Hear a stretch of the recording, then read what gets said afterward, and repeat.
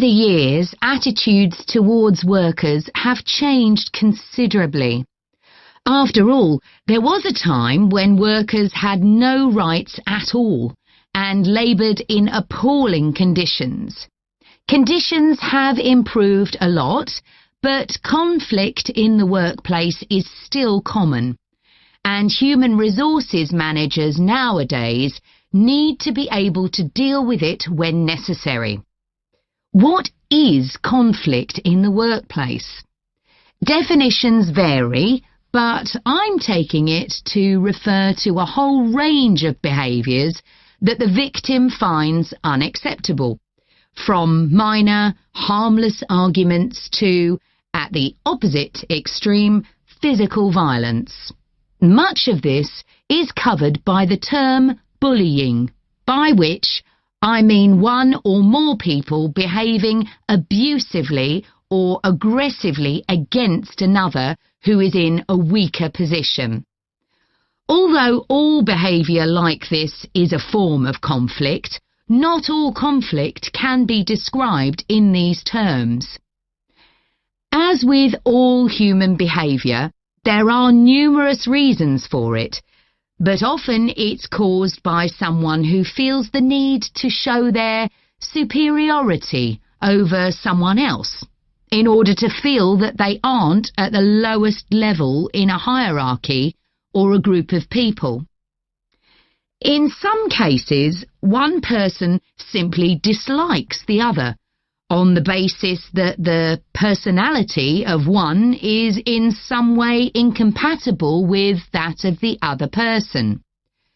A general habit of optimism in one person could make them intolerant of a colleague who's constantly pessimistic.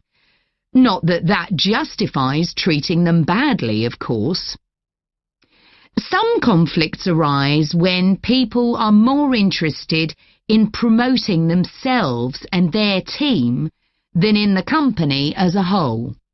These conflicts are called structural and could come about, for example, when a sales team believe they are the only people in the business who do any useful work and look down on behind-the-scenes administrators. Conflict obviously affects the individuals concerned. The situation is likely to be very stressful for victims, resulting in their absence from work, possibly for months. For the company, if no effort is made to deal with conflict, it can spiral out of control and even lead to the breakdown of the business.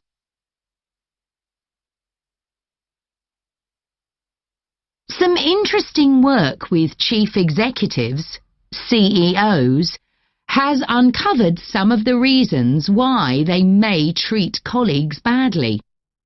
Many CEOs combine two opposing characteristics: confidence, that is, the belief that they're capable of great achievements, with a high level of anxiety, a fear of missing targets, whether set by themselves or by the directors of the company.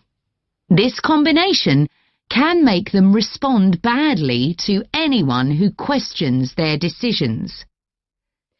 In a high-pressure work environment, such characteristics become problematic, and it's particularly difficult to tackle the situation where colleagues, managers and board members are all trying to achieve their own visions.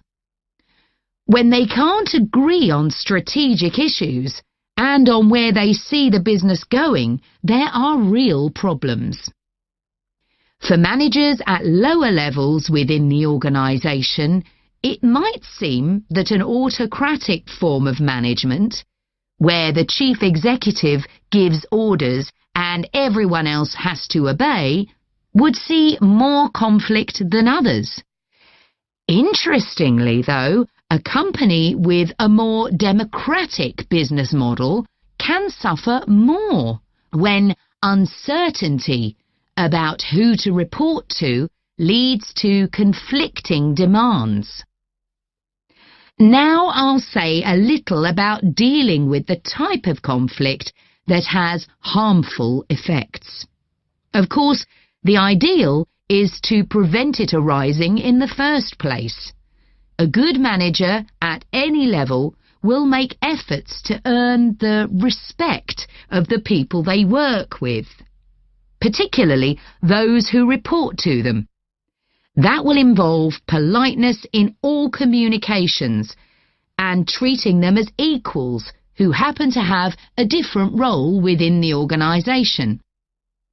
Sometimes, of course, conflict does occur and can get out of hand. In such cases, the Human Resources Department often gets involved. However, if one of the parties in a conflict sees human resources as simply a mouthpiece for the chief executive, then an external mediator might be able to help. By talking to both sides and trying to find the truth of what's been happening, they can build a clear picture of the situation and give feedback that both sides will accept, precisely because they're independent.